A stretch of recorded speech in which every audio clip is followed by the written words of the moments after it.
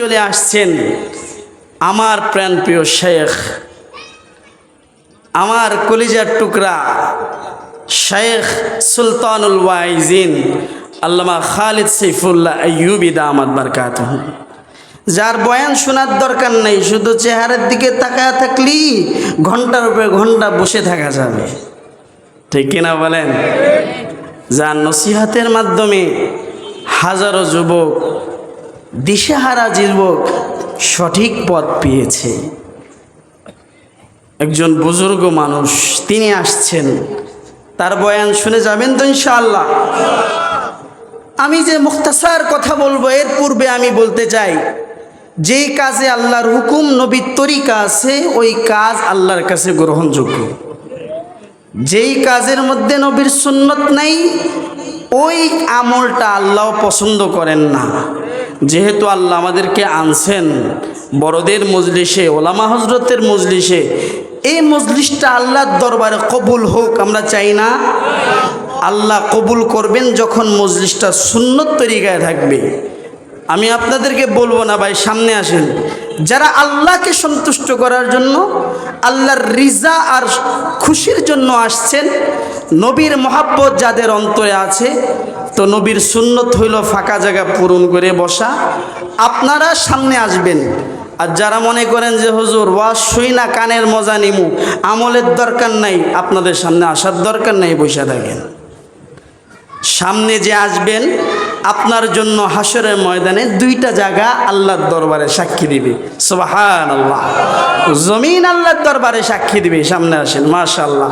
আপনাদের মাঝে মান্যতা আছে, আর আল্লাহ তাআলা আল্লাহর ওই বান্দাকেই পছন্দ করেন যার মাঝে মান্যতা আছে, ভদ্রতা আছে, আনুগত্যতা আছে, আদব আছে, বিনয়ী আছে, ঠিক কিনা বলেন? আল্লাহ তাআলা আপনাদের সকলকে কবুল আর মঞ্জুর করে বলেন আমিন। মুহতারাম হাজিরিন, আল্লাহ তাআলা আমাদেরকে আশরাফুল মাখলুকাত মানুষ বানাইছেন। মানুষের দাম সমস্ত মাখলুকের চাইতেও বেশি। আশরাফ মানে ভদ্র, তো আল্লাহ সব মাখলুকের মধ্যে আমাদেরকে শ্রেষ্ঠ বানাইছেন, ভদ্র বানাইছেন। এই জন্য বেজার না খুশি? অল্প না বেশি? বলেন আলহামদুলিল্লাহ। তবে চেহারা শুরুতে মানুষ হইলেই প্রকৃত মানুষ হওয়া যায় না। যদি চেহারা শুরুতেই মানুষ হইলে মানুষ হওয়া যাইত, নমরুদ, ফেরাউন তারাও মানুষ হইত। তারা তো মানুষ না, তারা ছিল অমানুষ, ঠিক কিনা বলেন? মানুষ প্রকৃতপক্ষে সে যার মূল্য, দাম, মর্যাদা আল্লাহর কাছে আছে, যার পৃথিবীতে কিচ্ছু নাই কিন্তু আল্লাহর দরবারে তার সম্মান আছে, সে প্রকৃতপক্ষে আসল মানুষ। কিন্তু যার পৃথিবীতে গাড়ি বাড়ি নারী সব আছে কিন্তু আল্লাহর দরবারে কোনো মূল্য নাই, প্রকৃতপক্ষে সে সব পাইল, আল্লাহকে পাইল না, তো সে প্রকৃত মানুষই হইতে পারল না। এজন্য আমাদেরকে আল্লাহর দরবারে কবুল হইতে লাগবে। আল্লাহর দরবারে কবুল হওয়ার জন্য, আল্লাহর কাছে মর্যাদা থাকার জন্য আল্লাহ কোরআনে বলেন দুইটা সিফাতের দরকার, গুণের দরকার। এই দুই গুণ যার মাঝে থাকবে সে আল্লাহর কাছে দামি, যার কাছে থাকবে না তার দাম আল্লাহর কাছে নাই। আল্লাহ বলেন ইয়ারফাইল্লাহুল্লাযীনা আমানু মিনকুম ইয়ারফাইল্লাহুল্লাযীনা আমানু মিনকুম ওয়াল্লাযীনা উতুল ইলমা দারাজাত। আল্লাহ তাআলা বলেন আল্লাহর কাছে মর্যাদা তার আছে যার ঈমান আছে। ঈমান যার আছে, ঈমানদার, তিনি আল্লাহর কাছে দামি। আল্লাহ তাআলা বলেন শুধু ঈমান থাকলেই হবে না, ঈমানের সাথে আরেকটি গুণ দরকার, যে গুণটির নাম হইল আসমানি ইলম। আল্লাহ বলেন ঈমানের সাথে যদি আসমানি ইলমের সম্পৃক্ততা থাকে তাহলে এই গুণওয়ালার দাম আল্লাহ তাআলার কাছে অনেক বেশি। সুবহানাল্লাহ। প্রশ্ন জাগতে পারে, হুজুর আমরা তো ইমানদার, যেহেতু আল্লাহর উপরে ইমান আনলাম, তো সাথে যদি আমরা আসমানি জ্ঞান অর্জন করি, কোরআনের জ্ঞান যদি আমাদের থাকে, তাহলে আল্লাহর কাছে আমাদের দামটা কেমন হবে? আমাদের এই প্রশ্নের উত্তর কেমন যেন পৃথিবীর বুকে শ্রেষ্ঠ মানব হিসেবে যিনি আগমন করছেন, সরকারে দো আলম নবী, হাবিবে কিবরিয়া নবী মুহাম্মাদুর রাসূলুল্লাহ সাল্লাল্লাহু আলাইহি ওয়াসাল্লাম বলছেন, قال النبي صلى الله عليه وسلم قال النبي صلى الله عليه وسلم أهل القرآن أهل القرآن هم أهل الله। সরকার বলেন, যারা ইমানদার হয়ে কোরআন অর্জন করবে, কোরআনওয়ালা হবে, তারা হলো আল্লাহর পরিবারের সদস্য। সুবহানাল্লাহ। নবী বলেন, কোরআনের জ্ঞান অর্জন করলে সে সাধারণ কোনো পাবলিক নয়। কোরআনের জ্ঞান অর্জন করার সাথে সাথে, কোরআনের পরস্পরের সাথে তার স্পর্শ হওয়ার সাথে সাথে সাধারণ পাবলিক থেকে আল্লাহর দফতরের মধ্যে সে ভিআইপি পারসন, বান্দা হিসাবে পরিণত হয়ে যাবে। অর্থাৎ যিনি কোরআনওয়ালা হবে তিনি হলো আল্লাহওয়ালা। নবীর ভাষ্য হইল, কোরআনওয়ালা মানে আল্লাহওয়ালা। কোরআনওয়ালা মানে আল্লাহওয়ালা। কোরআনওয়ালা মানে আল্লাহর বন্ধু। কোরআনওয়ালা মানে আল্লাহর প্রকৃত বান্দা। অর্থাৎ কোরআনওয়ালা যিনি হয়ে যাবে, তিনি আল্লাহওয়ালা হয়ে যাবে। আর যিনি আল্লাহওয়ালা হয়ে যাবে, তার জন্য কুল কায়নাত আল্লাহ খাদেম বানায়া দিবেন। সুবহানাল্লাহ। মাল্লাহুল মাওলা ফালাহুল কুল। মাওলা যার, পুরা কুল কায়নাত তার। রব যার, সব তার। রব যার, সব তার। আর রব যদি কেউ নিজের না বানাইতে পারে, তাহলে ক্ষমতার মসনদে থাকার পরও বেইজ্জতি হয়ে বিদায় নেওয়া লাগে। ঠিক কিনা বলে? রব যদি কেউ নিজের বানাইতে পারে, তাহলে আসমান তার কথায় চলবে। রব যদি নিজের বানাইতে পারে, বাতাস তার হুকুম মানবে। যেভাবে হযরত সুলাইমানের হুকুম মানছে, এভাবেই রবকে নিজের বানাইলে বাতাস গোলাম হয়ে যাবে। রবকে নিজের বানাইতে পারলে নদী নালাগুলো নিজের হয়ে যাবে। ভারতের এক বুজুর্গ ছিলেন, যার নাম হইল শাহে দৌলা, যিনি সাধারণ কোনো পাবলিক ছিলেন না, বড় বুজুর্গ ছিলেন। সাধারণ বুজুর্গ ছিলেন না, যিনি মুস্তাজাবুদ দাওয়া ছিলেন, মানে আল্লাহর দরবারে দোয়া করলেই দোয়া কবুল হয়, এমন একজন বুজুর্গ ছিলেন শাহে দৌলা। বাড়িটা ছিল নদীর পারে। নদী ভাঙনের কারণে এলাকার মানুষজন শাহে দৌলার কাছে গেল। হযরত নদী ভাঙন থেকে বাঁচবার জন্য আল্লাহর দরবারে দোয়া করেন। শাহে দৌলা বললেন, দোয়া করার জন্য নদীর তীরে যাওয়া লাগবে। নদীর তীরে আসছে, দোয়া করবে। শাহে দৌলা নদীর তীরে এসে নদীর দিকে তাকায়া জনগণকে বলে, একটা কোদাল নিয়ে আসো। পাবলিক বলে, এতদিন পর্যন্ত দোয়া মানুষকে করতে দেখছি, সর্বোচ্চ হাত আল্লাহর দরবারে পাচ্ছে, কিন্তু দোয়া করতে কোদাল লাগে এটা তো আমরা জানি না। তবে বুজুর্গের কথা তো অমান্য করা যায় না। কোদাল নিয়ে আসছে, কোদাল হাতের মধ্যে দিছে। বুজুর্গ দোয়া বাদ দিয়া মাটি কাইটা কাইটা নদীর মধ্যে ফেলতেছে। এলাকার মানুষ হতভম্ব হয়ে বলল, হুজুর দোয়া করার জন্য কোদাল চাইলেন, দিলাম। আপনি না দোয়ার মাধ্যমে ভাঙনকে রদ করবেন, প্রতিহত করবেন, তা না কইরা আপনি নিজেও ভাঙতেছেন। ব্যাপারটা কি? তো শাহেদৌলা একটা শের বলছে। শাহেদৌলা বলে, জেদার মাওলা, জেদার মাওলা ওদার শাহেদৌলা। শাহেদৌলা বলে, যেদিকে আল্লাহ সেদিকে আমি। সুবহানাল্লাহ।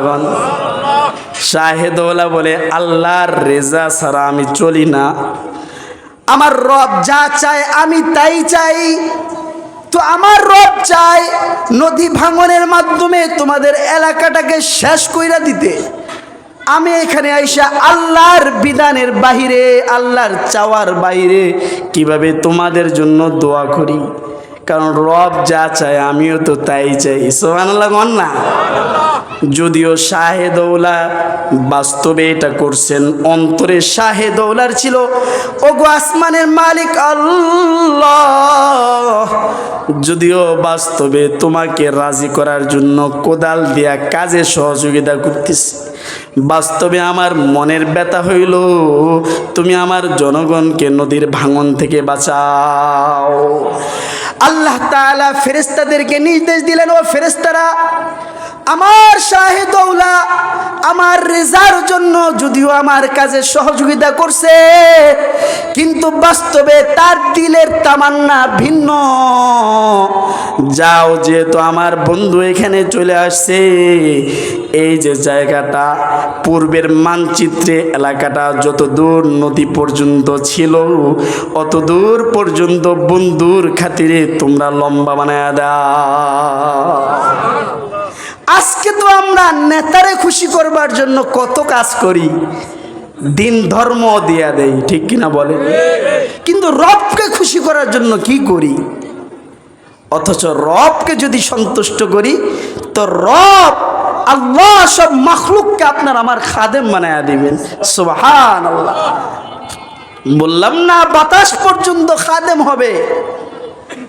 আমিরুল মুমিনিন হযরত ওমর, যিনি দ্বিতীয় খলিফা ছিলেন, ওনার খেলাফতকালে মসজিদে নববীতে জুমার নামাজের খুতবাতে দাঁড়িয়ে তিনি একটা বক্তব্য দিয়েছিলেন, ইয়া সারিয়াল জাবাল। এই কথাটা, ইয়া সারিয়াল জাবাল, উপস্থিত সাহাবায়ে কেরাম নামাজের পরে বললেন, আমিরুল মুমিনিন, আপনি বক্তব্যের মাঝে জুমলায়ে মুতারিজা ব্যবহার করলেন, যে অপ্রাসঙ্গিক একটা কথা বাক্য ব্যবহার করলেন, ইয়া সারিয়াল জাবাল, কারণটা কি? হযরত ওমর বললেন যে আমি খুতবাতে থাকাকালীন দেখতেছিলাম এইখান থেকে 500 কিলোমিটার দূরে মুসলমানদের একটা বাহিনী কাফেরদের সাথে যুদ্ধ করতেছিল। ঘটনাক্রমে কাফের বাহিনীরা লুকিয়ে পাহাড়ের পদদেশ থেকে অন্য পাশ থেকে আকস্মিক আক্রমণের জন্য মুসলমান বাহিনীদের উপরে তারা ধীরে ধীরে সামনে অগ্রসর হতেছিল। আমি এখান থেকে ডাক দিয়া বলছি, হে বাহিনীরা, তোমরা পিছে তাকাও, তোমরা পাহাড়ের দিকে তাকাও, ওদিকে শত্রু আছে। সাহাবায়ে কেরাম বললেন, আমিরুল মুমিনিন, আপনার কথা 500 কিলোমিটার দূরের সাহাবারা শুনছে? হযরত ওমর বললেন, হ্যাঁ শুনছে। সুবহানাল্লাহ বলবেন না? সেই যুগে তো মোবাইল ছিল না, সেই যুগে তো ইন্টারনেট ছিল না, কথা দূরে পৌঁছানোর জন্য কোনো মাধ্যম ছিল না। সেই যুগে এই কথা পুছিয়েছেন কে? জোরে বলেন কে? আল্লাহ পৌঁছাইছেন। এই বাহিনী যখন যুদ্ধে বিজয় হয়ে মদিনাতুল মুনাওয়ারায় প্রবেশ করলেন, নবী এবং সাহাবায়ে কেরামের একটা সিফাত ছিল, ওনারা যদি কখনো সফরে বের হইতেন, সর্বশেষ স্থান ছিল মসজিদ, যেখান থেকে ওনারা সফরে রওনা হইতেন। আবার সফর শেষ করে যখন এলাকাতে ফিরতেন, আগে বিবি বাল বাচ্চার কাছে যাইতেন না, বরং মসজিদে আগে ঢুকতেন। সুবহানাল্লাহ। এই সুন্নত তো আমাদের থেকে বহু আগেই বিদায় নিছে, কথা বলেন। এই সুন্নত অনুযায়ী চললে অ্যাক্সিডেন্টের শিকারও আমরা হইতাম না, কথা বলেন ঠিক কিনা? আজকের এইখান থেকে আমরা নিয়ত করতে পারি না যে আমরা সফর করলে মসজিদ থেকে শুরু করব? কি বলেন? হারানো সুন্নতটাকে আবার জিন্দা করার জন্য চেষ্টা করতে পারি না ইনশাআল্লাহ? আল্লাহ আমাদেরকে তৌফিক দান করেন, বলেন আমিন। এই সাহাবা ইকরামের জামাত মসজিদে নববীতে প্রথমে প্রবেশ করলেন। উপস্থিত সাহাবাদের মনে কৌতূহল যে আজ থেকে কয়েক মাস পূর্বে যে আমিরুল মুমিনিন অপ্রাসঙ্গিক কথার মাধ্যমে তাদেরকে সতর্ক করলেন, আসলে কি তারা শুনছে কিনা একটু দেখি। জিজ্ঞাসা করলেন, এই সেনা কমান্ডার আপনি? হ্যাঁ। তো 3 মাস আগে 2 মাস আগে ওইখানে যে একটা বক্তব্য আমিরুল মুমিনিন জুমার দিন দিয়েছিল, আপনারা কি শুনতে পেরেছেন? সাহাবা ইকরাম বললেন, হ্যাঁ, আমরা সঠিকভাবে, সুন্দরভাবে, বিশুদ্ধভাবে হযরত ওমরের কণ্ঠে আমরা শুনলাম যে পিছনে শত্রু বাহিনী, তাদেরকে দিকে তাকায়া প্রতিহত করো। সুবহানাল্লাহ। লস্করে সারিয়া দেখে মদিনা সে উমর, लश्करे सारिया देखे मदीने से उमर, इस बसीरत को वसीउन नजर कहते हैं। হযরত ওমর লস্করে সারিয়াকে দেখতে পাইলেন, তাদেরকে দেখে জুমার মেম্বার থেকে তাদেরকে সতর্ক করছেন। এই যে 500 কিলোমিটার দূরের সতর্ক, যদিও স্বাভাবিক কণ্ঠে এত দূর প্রসারের কথা নয়, কিন্তু এই আওয়াজ পৌঁছাইছেন কে? জোরে বলেন। সকলে একটু জিকির করি, লা ইলাহা ইল্লাল্লাহু মুহাম্মাদুর রাসূলুল্লাহ সাল্লাল্লাহু আলাইহি ওয়াসাল্লাম। তো হযরত ওমর রাদিয়াল্লাহু তাআলা আনহুর এই যে কথাটা, এটা এত দূরে পৌঁছাইছেন কে? আল্লাহ পৌঁছাইছেন।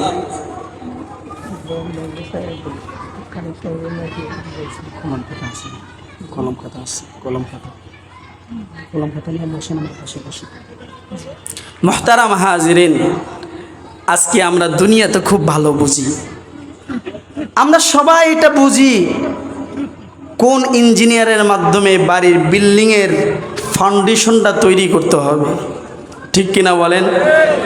সবাই বুঝি কোন ব্র্যান্ডের সিমেন্টটা দিয়ে বাড়ি নির্মাণ করতে হবে, কোন ভালো মিস্ত্রির মাধ্যমে কাজ করতে হবে। দুনিয়াটা আমরা সবাই বুঝি। নেতাকে কিভাবে খুশি করতে হবে এটাও বুঝি, দলের পথ কিভাবে ভাগিয়ে নিতে হবে এটাও আমরা বুঝি। শুধু বুঝি না রবকে কিভাবে খুশি করতে হবে, শুধু বুঝি না রবের সন্তুষ্টটা কিভাবে অর্জন করতে হবে, এটাই বুঝি না। মুহতারাম হাজিরিন, যাদেরকে খুশি করার জন্য নিজের শরীর, জীবন, যৌবন সব ব্যয় করতেছি, এরা তো সর্বোচ্চ কবর পর্যন্ত যাবে। কিন্তু যে রব আপনার আমার দুনিয়াতেও থাকবেন, কবরও সাথী হবেন, জান্নাতেও যিনি সাথী হবেন, তাকে তো আমরা সাথী বানানোর ফিকির করি না, ঠিক কিনা বলেন? জান্নাতীরা যখন জান্নাতে প্রবেশ করবে সব নাজ নেয়ামত ভোগ করবেন, কিন্তু এরপরও তাদের একটা অপূর্ণতা থাকবে, সেটা হলো রবের দিদার। সুবহানাল্লাহ। সব দেখার পরও রবের দেখা না হইলে জান্নাতীরা মজা পাবে না। মুহতারাম হাজিরিন, আমাদের প্রাণপ্রিয় শায়েখ অতি তাড়াতাড়ি চলে আসবেন, এজন্য যারা আশপাশে আছেন দ্রুত চলে আসেন। হযরত অতি অল্প সময়ের মধ্যেই ইনশাল্লাহ চলে আসবেন। আমি শেষ করে কালেকশন শুরু করি। মুহতারাম হাজিরিন, এই জন্য আল্লাহকে নিজের বানানোর জন্য, রবকে বন্ধু বানানোর জন্য এক ফিকির আমাদের করা দরকার, ঠিক কিনা বলেন? এই ফিকির তৈরি হবে যাদের সাথে রবের সম্পর্ক ভালো, যাদের সাথে আল্লাহর সম্পর্ক ভালো, এই আল্লাহওয়ালাদের সাথে চলার মাধ্যমে। আর এই ধরনের আল্লাহওয়ালারা সৃষ্টি হয় মাদ্রাসার মাধ্যমে, ঠিক কিনা বলেন? নবীর মাদ্রাসা থেকে আলেম তৈরি হয়, নবীর মাদ্রাসা থেকে নবীর ওয়ারিস তৈরি হয়, আল্লাহওয়ালারা তৈরি হয়, বুজুর্গরা তৈরি হয়। যতদিন পর্যন্ত বুজুর্গরা পৃথিবীতে বাকি থাকবেন ততদিন পর্যন্ত আল্লাহ কিয়ামত দিবেন না। আল্লাহ নবী বলেন, লা তাকুমুস সাআ হাত্তা ইউকালা ফিল আরদি আল্লাহ আল্লাহ। আল্লাহ নবী বলেন, কিয়ামত ততদিন পর্যন্ত হবে না যতদিন পর্যন্ত আল্লাহ আল্লাহ বলনেওয়ালা বান্দা বাকি থাকবে। বলেন তো আল্লাহ বিশুদ্ধভাবে শিখায় কোথায়? জোরে বলেন। মাদ্রাসা থেকে আল্লাহ শিখায়, মাদ্রাসা থেকে রসুল শিখায়, মাদ্রাসা থেকে ইসলাম শিখায়, ঠিক কিনা বলেন? সালাম উপরে বসে। মাদ্রাসা থেকে রসুল শিখায়। মুহতারাম হাজিরিন, মাদ্রাসা হইল ইসলাম শিখার কেন্দ্র, ঠিক কিনা বলেন? মাদ্রাসা হইল নবীর আদর্শ শিখার কেন্দ্র। যতদিন পর্যন্ত দিন শিখার এই মাধ্যমগুলো পৃথিবীতে বাকি থাকবে ততদিন পর্যন্ত পৃথিবী থাকবে, ঠিক কিনা বলেন? আপনারা জানেন বাংলাদেশে মাঝে মাঝে ভূমিকম্প হয়, হয় কিনা বলেন? এত বৃহৎ মাত্রার ভূমিকম্প হয় যে আমাদের দেশের গণ্যমান্য ব্যক্তিরা বলেন এই ভূমিকম্প সাধারণত অন্য দেশে হইলে অনেক ক্ষয়ক্ষতি হয়, কিন্তু আমাদের দেশে এত বিকট ভূমিকম্প হওয়ার পরেও উল্লেখযোগ্য ক্ষয়ক্ষতি হয় না। কারণ কি? দেখবেন বেশিরভাগ ভূমিকম্পগুলো রাত্রে হয়। রাতে হয় না, শেষ রাতে হয়, গভীর রাত্রে হয়। এই গভীর রাত্র বিকট ভূমিকম্প হওয়ার পরেও বাংলাদেশ নিরাপদ থাকার অনেকগুলো কারণের অন্যতম কারণ হইল ওই সময়ে মাদ্রাসার মাসুম বাচ্চারা তাহাজ্জুদের নামাজে নিজেদের চোখের পানিগুলো ফেলে। যাদের গুনাহ এখনো শুরুই হয় নাই, যাদের আমল নামা শুরু হয় নাই, তারা গভীর রজনীতে আমরা ঘুমাই তারা কাঁদে। তাদের কান্না এবং কোরআনের তেলাওয়াতের বরকতের কারণেই আল্লাহ আমাদের উপর বিকট ভূমিকম্প দিল। ক্ষয়ক্ষতি থেকে আল্লাহ আমাদেরকে হেফাজত করে, ঠিক কিনা বলেন? মাদ্রাসাগুলো বাংলাদেশে থাকুক, সুন্দরভাবে চলুক, আপনারা চান কিনা বলেন? চান সবাই? মাদ্রাসা মসজিদের মহাব্বত আপনাদের অন্তরে আছে? আছে তো ইনশাআল্লাহ? মাদ্রাসাকে মহাব্বত করেন, আলেম ওলামাদেরকে মহাব্বত করেন। উপস্থিতি ইতিমধ্যে আমাদের উপস্থিত হয়েছে আজকের এই তাফসীরুল কোরআন মাহফিলের সম্মানিত প্রধান অতিথি আলহাজ দিলওয়ার হোসেন সরকার। ইতিমধ্যে আমাদের স্ত্রীজি উপস্থিত হয়েছে। আজকের এই তাফসীরুল কোরআন মাহফিলের সম্মানিত প্রধান অতিথি আলহাজ জনাব দিলওয়ার হোসেন সরকার, সাধারণ সম্পাদক ইয়ারপুর ইউনিয়ন বিএনপি। বিশেষ অতিথি হিসেবে উপস্থিত হয়েছে মোহাম্মদ সাইফুদ্দিন আহমদ বকুল, সভাপতি ৭ নং ওয়ার্ড ইয়ারপুর ইউনিয়ন বিএনপি, সাবেক মেম্বার ৭